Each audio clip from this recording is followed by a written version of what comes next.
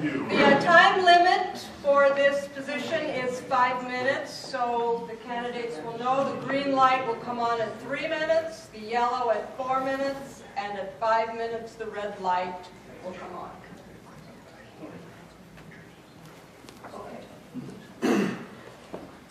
Very quickly, before I get started, a little maybe a point of personal privilege.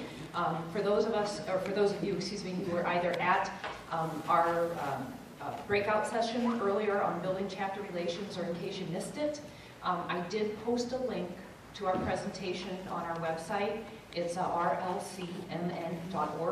Now, I didn't want to just put right there in the open for almost anybody to find, but if you go to the contact tab on the top, you'll see link to national presentation. So RLCMN and contact tab. Thank you. All right. Hello, I'm David Fitzsimmons. I serve in the Minnesota House of Representatives, and I'm just here very honored and pleased to be able to present Noran and nominate her for this job. I met her about 5 years ago at well, for the second, met her originally, and then the second time we met was at a RLC convention. For those of you that were at our presentation, there were, I believe, 6 people at that for the entire state of Minnesota. I was elected chairman on a landslide 6-0 vote, and Noran was elected secretary also in a similar landslide. From there, she worked with me as secretary and then took over as chair. And I believe our state chapter is in the top 5 now in the nation. So we have one of the largest memberships, over 100 paid members. We're an official affiliate of the Republican Party. We have, I believe, 27 of my legislative colleagues are RLC endorsed in Minnesota. So it's we've really made a lot of moves and a lot of impact, and I have to give a ton of the credit to Noran. She's always there on the task. She always makes sure I was doing what I needed to do, and anything that she was supposed to do got done, and she makes sure everybody else gets what they need to do done. So without further ado, Noran Dillon.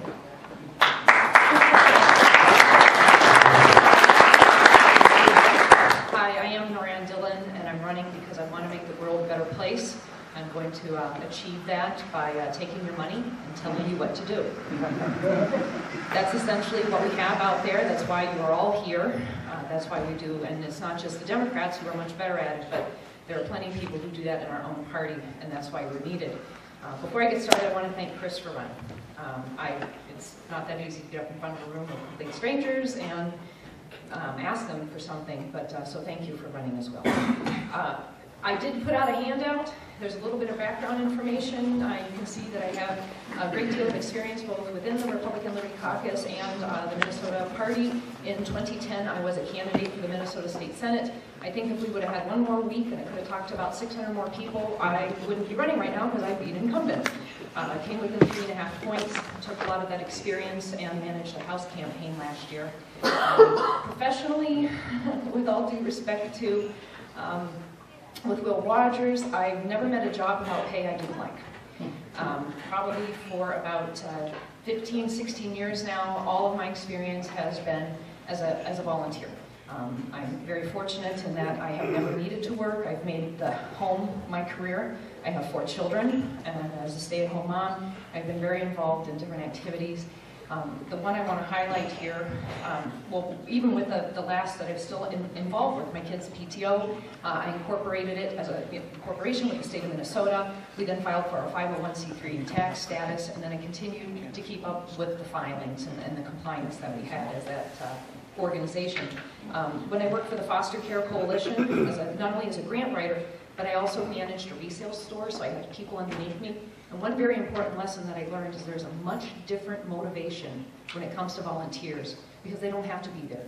When you go to your job, you want that paycheck, and you'll put up with a certain level of crap. But as a volunteer, it's an intrinsic motivation, and it takes a much different management style with volunteers than it does with employees. And I graduated, I probably shouldn't have put the year on there, magna cum laude from WashU, as you see, with a math degree. So I have a very, if you want to say very technical, very detail-oriented background. And I'm also very interested in the growth. And, as David alluded, and a great deal of credit goes to him as well. In 5 years, the team that we've had on our board, we have quadrupled our membership base as well as our supporter list in Minnesota. I think that we need to re-examine as we're going through this growth. What is the best organizational structure? Right now we're a 527. Would we be better served either as a C4 or with a C4? Because 501c4, you don't have to disclose your donors. And could that possibly open up more money for our organization? I'm very familiar with filing and compliance. I've done that with other agencies. When it comes to dues sharing, since that's a responsibility of the treasurer, to be very honest, as a state secretary, keeping track of the membership, and as a state chair, I didn't always see the value of national as a state chapter. And I think that is incumbent upon the board to create that value for you so that when it comes time to adjust for dues, that you feel like if you have to send some of the money that you earned onto national, that we deserve it and we're doing the right thing with it. Some of the things that I want to do, again, look at the best structure that we need, give guidance to charters. I think that's a little bit down the road, inventorying their funds, or any kind of reporting. We can't keep track of 50 different things, it's up to you, but maybe there are some general guidelines that we can assist you with. Within the next 6 to 7 weeks, I will actually be a resident of Connecticut. My husband was promoted, we're moving to Danbury. As such, I will have no other commitments. I will not be involved in the party. I will not be involved, at least for right now. I will definitely be helping Ed and Marie to charter. I would be very happy to do that, but I won't be running for a board position. I will have plenty of time to focus solely on being the national treasurer. And the final thing that I want to say is our Minnesota State Treasurer says that a good treasurer keeps the agency out of the news, out of the newspapers. I actually, and I agree and how he means that, but I actually would like to put the RLC in the newspapers. I want to see us grow. I want to see us making a difference. And especially as being a candidate, yes, we want to support our candidates, but sometimes we as outside groups, we need to take off the gloves. We need to be the ones who go after the opponents and kind of grease the skids a little bit for our candidates. So I think with my volunteer experience, my party, my candidate, and even just the fact that I really believe in this cause, with 4 children, what are we handing to them? And so I ask you today for your vote for National Treasurer. Thank you for your time.